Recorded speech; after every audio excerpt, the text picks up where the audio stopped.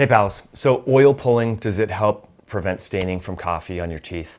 Does it improve dental health?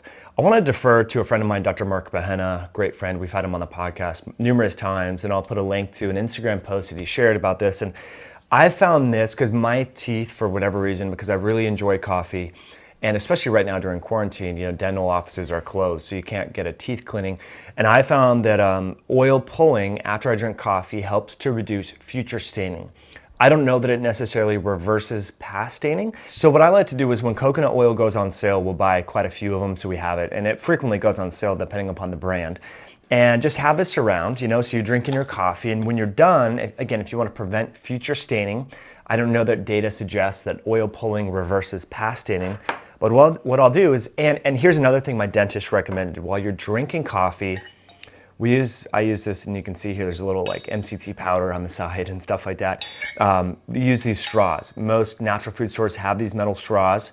I can't remember the name of the brand, but I'll link it below.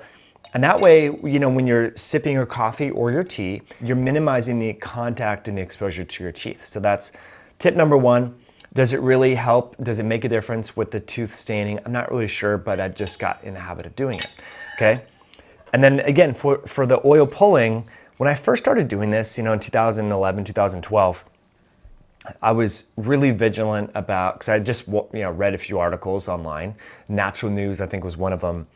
And I would take a fair amount of the coconut oil and I would swish it around for 20 minutes. And one time I felt really nauseous. I accidentally swallowed.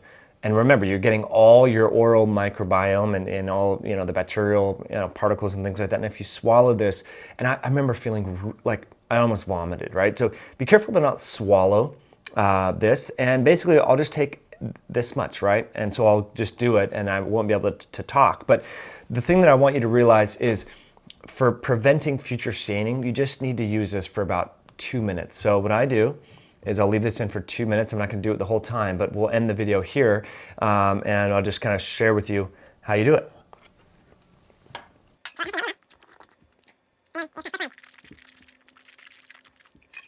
So you get the idea. Then you take a little water, swish with that. And I'm just gonna swallow. Ordinarily, after you do the oil pulling for 2 to 5 minutes, I wouldn't recommend swishing with water and swallow. I'd swish with water, then spit it out.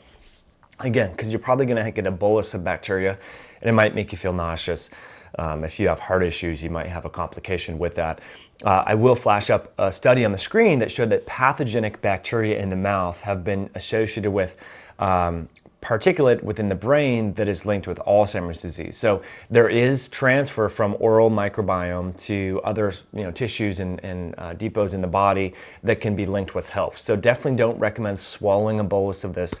But keep in mind, so it's a low-cost way to prevent future staining and possibly improve the health of the oral cavity. And so for more information on that, definitely follow Dr. Burhenne. He's over at askthedentist.com, also on Instagram. I'll put links to some of the videos we've done in the past, and I think you guys should give it a try. It's a low-cost way, again, to keep your teeth nice and bright. Whether you're aware of it or not, people do look at your teeth, and so why not do a low-cost thing to improve the health of your teeth? Now, the other thing that I will suggest is getting a water pick. Water picks are great just for, I've found, putting a little bit of Redmond real salt in the water pick, moving it around.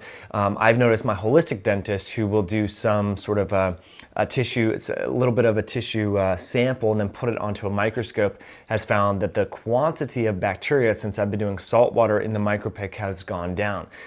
Periodically, there used to be spirochetes floating around in there, and now doing the water pick, we don't see that. So these are just super simple things you can do at home that are low cost to improve the health of your oral microbiome, which affects other systemic tissues in the body. So appreciate you tuning all the way in. Give this a try. Let me know how it works for you. Catch you in a future episode down the road.